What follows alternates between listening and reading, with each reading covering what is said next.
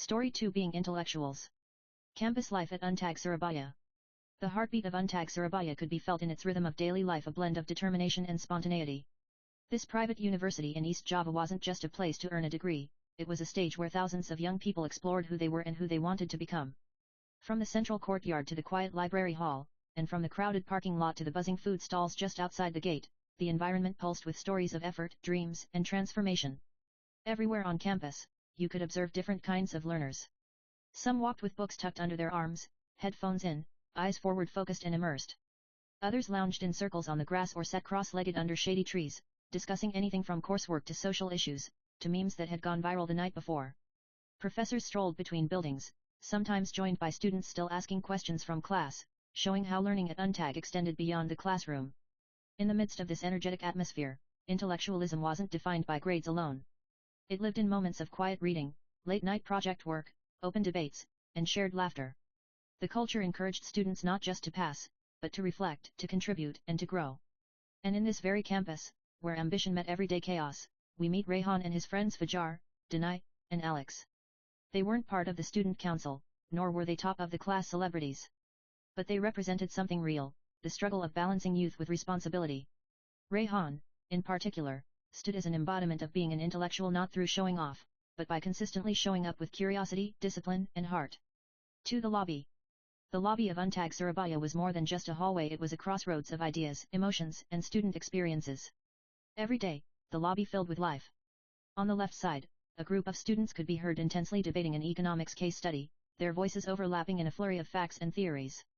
A little farther, two friends argued about a controversial news headline, drawing curious looks from nearby students. The air buzzed with purpose. Near the big glass windows, where the sunlight filtered in gently, sat Rayhan. His posture was straight, his eyes sharp and focused. The table in front of him held a neatly stacked set of textbooks, color-coded sticky notes, and a laptop with multiple tabs open, lecture slides, research papers, and a dictionary. He wasn't there to impress anyone. It was just how he worked. Rayhan loved learning, not for competition, but for comprehension. His mind was always engaged in dialogue with authors, with theories, with himself. Not far from him were his friends. Fajar scrolled through Instagram reels, occasionally laughing loudly and showing Danai a funny video. Danai, with his guitar resting on his knee, gently played a tune he had been working on for weeks. Alex, tech-savvy and quiet, was browsing through a programming tutorial that had nothing to do with their current assignments. The contrast between Rayhan's quiet discipline and his friend's casual approach was stark but not uncommon. Despite their differences, Rayhan didn't distance himself. He accepted his friends as they were, hoping that through time and shared experiences, they might come to value learning as deeply as he did. 3. Rayhan and his circle. Rayhan wasn't the type of student who dominated class discussions or led big campus events. But ask anyone who had worked with him, and they'd likely describe him as solid, reliable, and focused. He arrived on time, came prepared, and made insightful points that often led his classmates to see topics from new angles. His favorite part of learning was not the result, but the process, the questions, the connections, the aha moments. Fajar, Danai, and Alex each had potential in their own way. Fajar, with his charm and humor, could energize a group in seconds. His weakness was procrastination. He often did things last minute, relying on his natural wit to get by. Danai was thoughtful and imaginative, often inspired by literature, art, and music. Yet his lack of structure made academic success feel distant. Alex was sharp, especially with tech, but lacked the discipline to follow through on academic deadlines. He frequently got distracted by online rabbit holes. Despite their differences, Rayhan valued their friendship. He never saw himself as superior. If anything, he believed in their untapped potential. Instead of lecturing, he led through quiet persistence, offering help when asked, inviting them to study sessions, and sharing resources. Slowly, he became not just a friend, but an anchor, someone who reminded them of what they could become, if only they tried a little harder. Even though Rayhan often carried the weight of their group projects, he never complained. To him, loyalty meant sticking together, and leadership meant pulling others forward, not leaving them behind. 4. Discipline, curiosity, and quiet leadership. Rayhan's days began well before the campus showed any sign of waking up. At a time when most students were still lost in dreams, Rayhan was already up, neatly dressed, and moving through his morning routine with quiet determination. By 6:30 a.m., his backpack was slung over his shoulder, packed the night before with books, neatly organized folders, pens in working order, and a water bottle. He believed that starting the day early wasn't just about being punctual, it was about preparing the mind for clarity and calm. His mornings were sacred. Before diving into academic tasks, he carved out time for himself. He would begin with a quick scan of the day's schedule: lectures, assignments, study groups, and occasional campus events. He liked knowing what was ahead, not because he feared surprises, but because he respected time. After checking his planner, he would brew a cup of coffee, his favorite ritual, and sit down with something stimulating but not related to schoolwork, perhaps a short philosophical essay, an opinion article from a digital journal, or an excerpt from a biography. This brief practice helped stretch his thinking and reminded him that knowledge extended far beyond textbooks. By 7:30 a.m., Rayhan was already walking through the main gates of Untag Surabaya, the early sunlight just beginning to brush across the buildings. He greeted the security guards with a polite "Salamat Pagi," nodded respectfully at the cleaning staff sweeping the walkways, and offered a small smile to the cafeteria workers arranging trays for the breakfast crowd. His respect for everyone on campus, regardless of their role, was part of what made him stand out. He wasn't trying to impress anyone, kindness came naturally to him. Often, before the first bell rang, he found a quiet bench beneath one of the large trees near the administration building. There, he would sit with his notes or a book, sometimes reviewing key points from yesterday's lecture or outlining questions for the day. On other mornings, he headed straight to the library, where the cool air and quiet environment gave him peace and focus. While other students trickled in just before class, rushing and flustered, Rayhan was already mentally present, prepared, and settled. Inside the classroom, Rayhan didn't compete for attention. He wasn't the loudest voice, nor the one who always raised his hand. But his presence was felt. He listened carefully, maintained eye contact with his lecturers, and filled pages of his notebook with organized, color-coded notes. He had a habit of writing questions in the margins, questions he would later raise after class, either directly with the lecturer or through online forums. His professors often noticed his consistent engagement, and though Rayhan never sought praise, his name was frequently mentioned in department meetings as an example of academic dedication. His approach to learning was never passive. Rayhan saw education not as a checklist, but as a process. For every chapter he read, he would look for real-world connections. For every theory discussed in class, he would challenge it silently, asking himself what the implications were, whether there were other perspectives. He studied not to memorize, but to understand, to question, and to grow. Outside the lecture hall, Rayhan's time was balanced between individual study, group work, and helping his friends. The library was like a second home. On any given day, you might find him seated near the window, his laptop open, his eyes fixed on an academic journal, occasionally glancing down to jot notes in his planner. He wasn't obsessed with grades, but he respected the process. He treated each task with purpose and never waited until the last minute. One of his strongest tools was organization. Rayhan broke down every large task into manageable pieces. If a project was due in 2 weeks, he would plan the research, drafting, revision, and finalization phases with color-coded blocks on his calendar.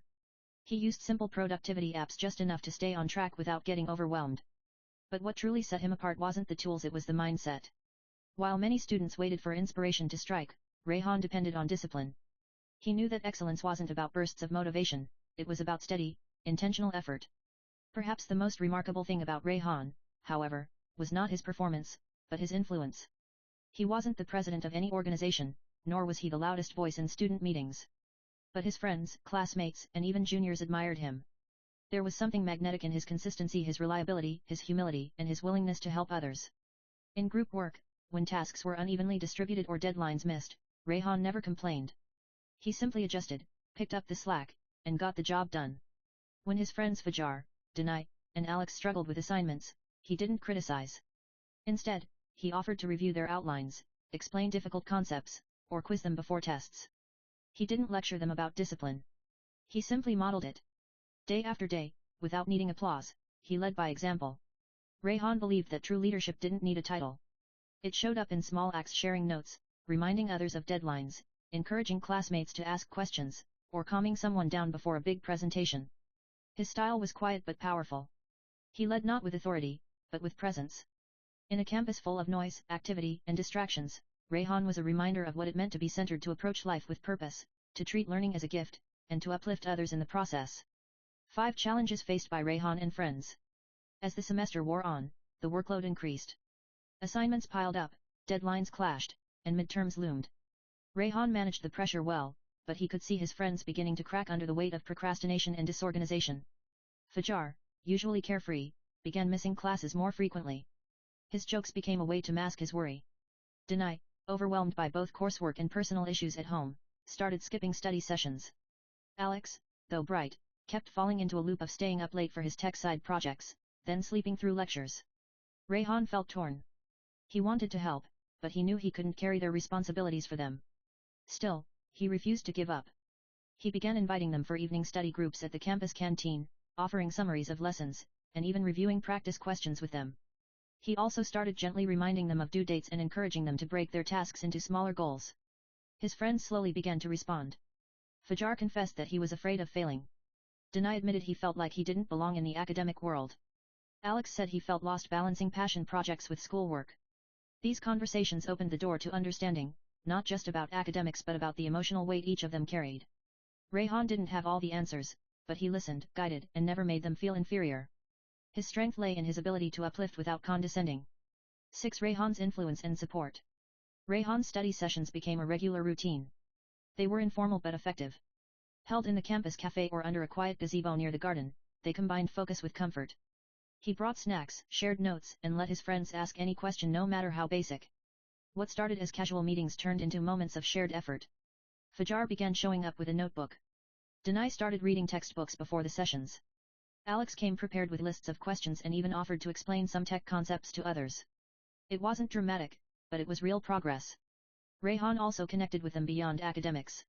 He shared videos that made concepts easier to understand, suggested time management apps, and even sent motivational quotes when he felt his friends were low on energy.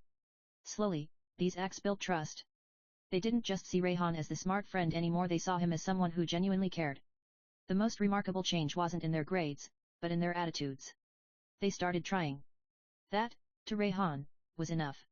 He had planted something meaningful, a sense of belief, the kind that could grow into something powerful if nurtured. 7. Campus dynamics and friendship, growth through connection. As weeks turned into months at Untag Surabaya, something quietly remarkable began to take shape within Rayhan's circle of friends. What had started as a group marked by uneven focus and casual attitudes toward study was evolving not through sudden changes or dramatic shifts, but through subtle, consistent growth that reflected the power of friendship and shared commitment. At first, the changes were small and easy to overlook. Fajar, the jokester of the group who once saw deadlines as distant annoyances, began setting alarms on his phone. These alarms weren't just reminders, they were commitments to show up on time. His usual habit of rushing into class late, out of breath and apologizing with a grin, gave way to moments where he arrived early, sometimes standing beside Rayhan near the lecture hall entrance. Together, they would exchange light-hearted banter, Fajar's jokes breaking the early morning silence and easing the tension that sometimes came with university pressures. Denai's transformation was no less meaningful. Known for his creative spirit, Denai had often struggled with concentration, his mind drifting from the lecture content to the music in his head or the next line of a poem he was crafting. But now, Denai carried a worn notebook everywhere. It was a chaotic mix of doodles, song lyrics, and lecture notes scribbled in the margins. His notes weren't neat, but they were real evidence of a student beginning to embrace his learning style, blending creativity with academic discipline. More than once, Denai would share a quirky drawing he'd made related to a concept they discussed in class, making the whole group smile while reinforcing the material in a memorable way. Alex, ever the tech-savvy one, channeled his skills into building systems to stay organized. He developed a digital planner app personalized for their course schedules, complete with alerts for assignment deadlines and exam dates. This wasn't just for himself, he showed Rayhan and the others how to use it, encouraging them to take advantage of technology to manage their academic responsibilities better. In fact, the two of them even collaborated on a simple online quiz app to prepare for midterms, turning study sessions into interactive challenges that brought energy and fun to the often tedious process of exam preparation. Throughout these changes, Rayhan remained a quiet, steady presence, not seeking recognition, never taking credit for the shifts in his friends' habits. Yet, it was clear that his influence acted as a binding force, a glue holding the group together. He had modeled what it meant to be an intellectual not as a distant ideal of perfection or solitary study, but as an accessible, lived experience rooted in commitment and kindness. Being intellectual, Rayhan showed, was about dedication to learning, openness to new ideas, and the willingness to help others rise alongside you. Their study sessions, which once were irregular and somewhat chaotic, began to take on new meaning. They became more than just a chance to cram information before exams, they turned into moments of reflection, discussion, and collaboration. Sometimes, they focused strictly on academic content, debating theoretical concepts from lectures or preparing detailed presentations. Other times, the conversations wandered into broader territories, campus policies, social issues, philosophy, and current events. These discussions weren't always polished or perfectly informed, but they were earnest and engaged. Rayhan believed that the willingness to engage and question was more important than always having the right answers.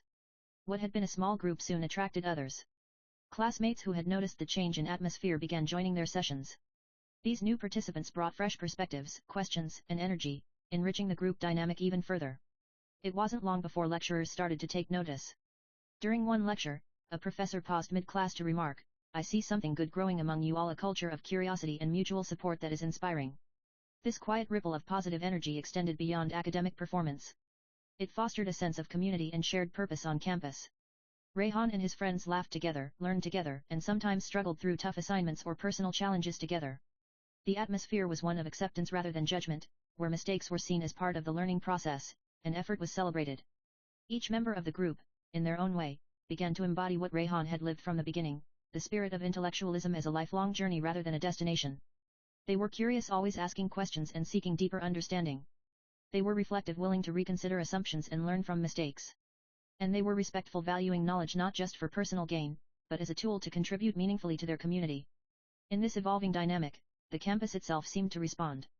The lobby where they met, once just a noisy crossroads of student chatter and distracted task doers, became a hub of genuine dialogue and mutual growth. The stories of this small circle spread, inspiring others to rethink what it meant to be a student at UNTAG Surabaya, not just someone who passed exams, but someone who thought deeply, connected sincerely, and grew continuously. Rayhan's circle was proof that intellectual life was not a solitary path but a shared journey.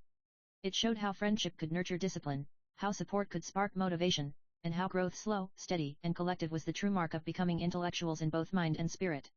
8. Learning and growth. By the end of the semester, something was undeniably different, not just in grades, but in mindset. Fajar passed his courses with better marks than ever before. He no longer joked just to avoid studying, but found ways to blend humor with learning. Danai, inspired by a literature class he once ignored, began writing short poems and essays, some of which he shared with his lecturers. Alex, with his newly sharpened time management skills, submitted all his assignments early and was even asked to help with a campus tech project. And Rayhan? He watched his friends' progress not with pride in himself, but with pride in them. He had helped them see that being an intellectual was not about being better than others. It was about recognizing your own growth, being open to change, and helping others rise alongside you. Their journey wasn't perfect, but it was meaningful. And for Rayhan, that was enough. He had stayed true to his values not by preaching, but by practicing. He had led, not with authority, but with consistency, humility, and kindness. Their story is not just one of academic improvement, it is a story of transformation. Of how one student's quiet example inspired a group to reflect, to care, and to try. It is a story of friendship rooted in encouragement, and of intellectualism grounded not in ego, but in empathy. In the end, what they learned was something no textbook could teach, that diligence matters, that curiosity is powerful, and that real learning happens not just through reading but through living, connecting, and growing with others. And maybe, just maybe, they had all become intellectuals in their own way.